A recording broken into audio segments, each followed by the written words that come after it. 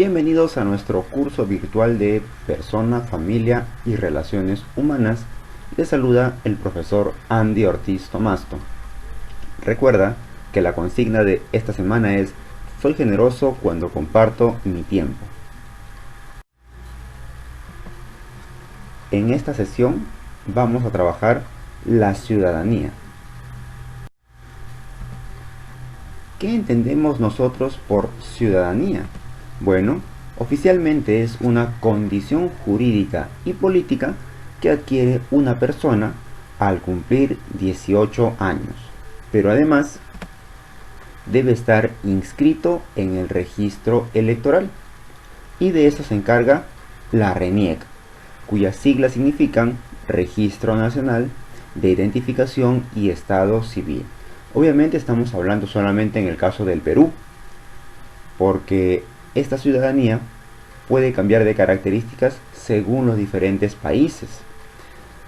La mayoría de edad, que son los 18 años acá en nuestro país, puede ser uno de los casos en los cuales uno adquiere ya la ciudadanía, pero también puede ser, por ejemplo, al obtener un título profesional siendo menor de edad, o cuando un menor de edad contrae matrimonio, obviamente con autorización de los apoderados o tutores.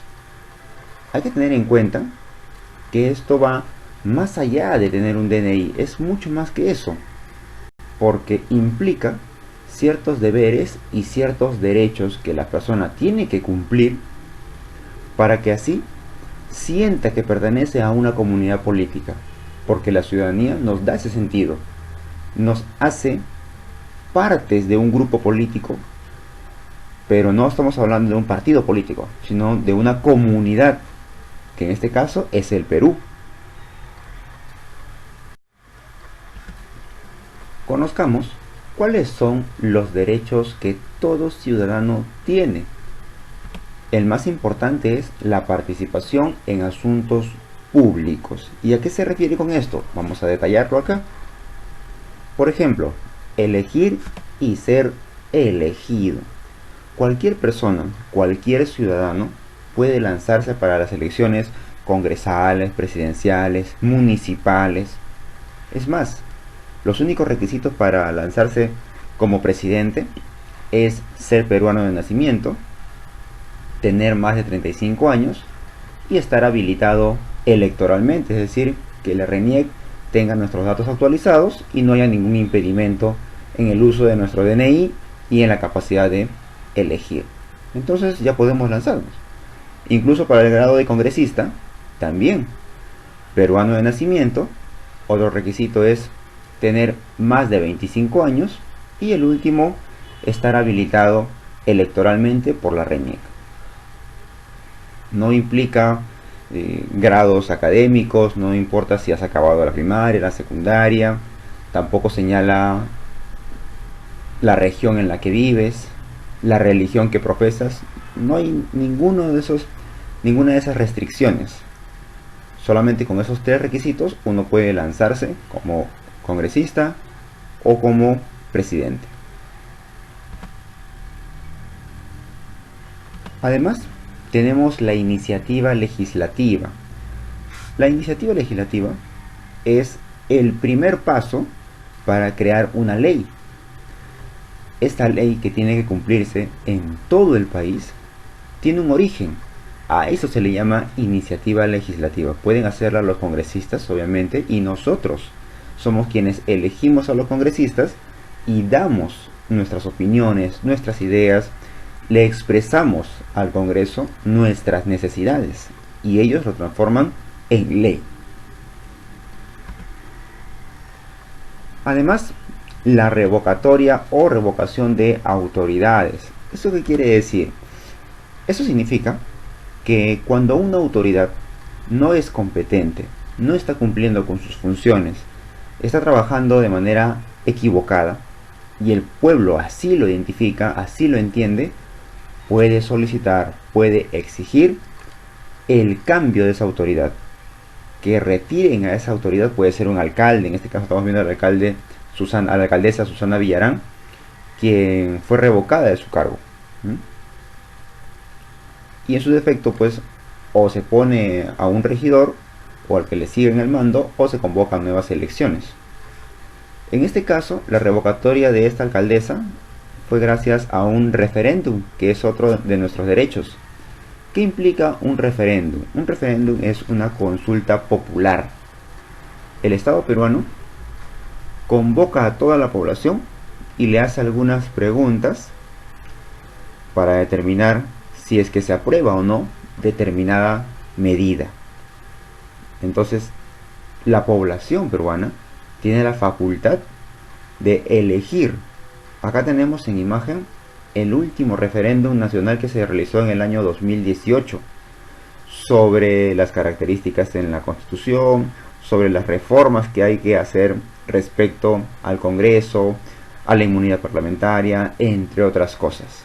Entonces, se convoca referéndum y el pueblo decide si acepta o no esa medida. Y por último, otro derecho importante es la rendición de cuentas. Si bien es cierto, ¿no?, nosotros elegimos a nuestras autoridades, también tenemos la capacidad de exigir el balance de los gastos que se han realizado y de los ingresos que ha habido durante esta gestión. Es por eso que el Estado peruano presenta de manera anual el presupuesto general de la República y el balance final de la aplicación de este presupuesto, cuánto se gastó y cuánto dinero ganó el Estado peruano. Muchas veces solamente enfatizamos en nuestros derechos, exigimos y exigimos, pero también tenemos deberes ciudadanos que cumplir. El primero de ellos es honrar a la patria y proteger los intereses nacionales. De esa manera se contribuye con el desarrollo del país. ¿De qué manera nosotros honramos a la patria? Es algo muy simple, muy sencillo que todos podemos hacer. Por ejemplo, entonando el himno nacional. Cuando el Perú llegó al Mundial de Rusia 2018, con fervor los hinchas cantaban el himno nacional. Pero les aseguro que años atrás, en la escuela, ellos se avergonzaban. Y no debe ocurrir eso. Es un símbolo patrio, hay que respetarlo y hay que honrarlo. ¿De qué otra manera? ¿Cómo se protegen los intereses nacionales? Velando todos los recursos estatales, ¿no? Si tenemos un servicio público como un parque, no vamos a estar deteriorando el parque. Si gozamos de las veredas, las pistas, que ojo, no es un regalo, porque eso se ha construido con el impuesto de la población, con los tributos que da la gente, pero el Estado ya lo construyó para nosotros, entonces hay que cuidarlo, preservarlo. Otro de los deberes importantes es defender la Constitución política y todas las leyes que se encuentren en este documento. De esa manera se garantiza el orden y la tranquilidad necesarias para vivir en armonía, en comunidad. Probablemente hayan cuestionamientos de que la Constitución política esté mal elaborada. Probablemente. Y es que una de sus características es que es perfectible. Se puede mejorar con el tiempo. Y si todo está mal, pues se puede hacer una nueva Constitución. Eso es trabajo de todos los políticos que se encuentran en el Parlamento.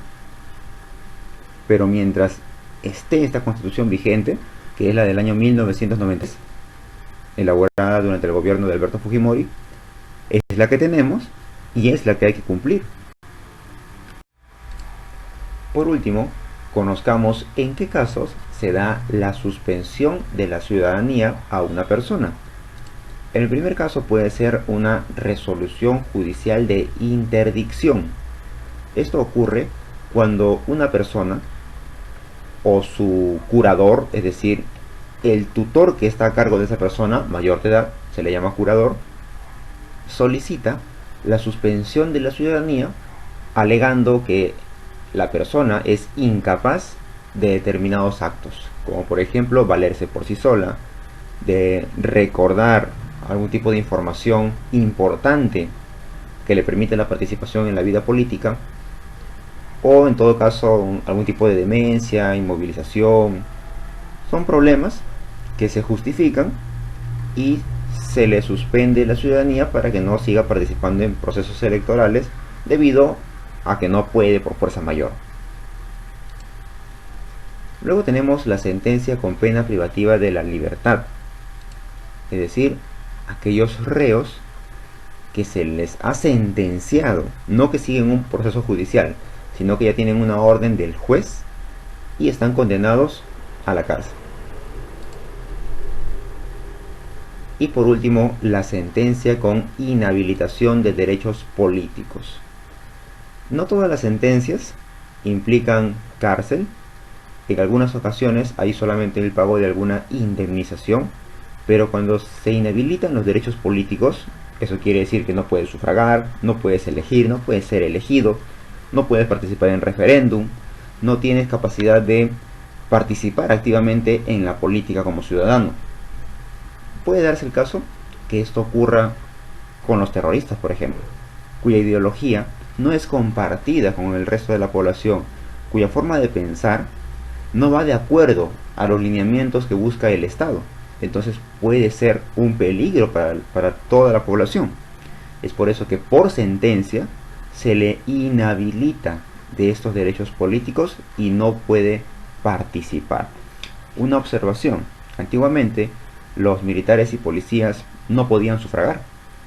En la actualidad sí pueden votar, pero no pueden postular a cargos de elección popular. No pueden postular a congresista, ni a alcalde, ni a presidente, ¿no?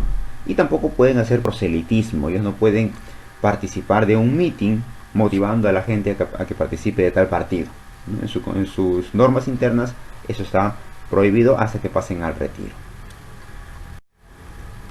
Acá te estoy dejando una pequeña actividad.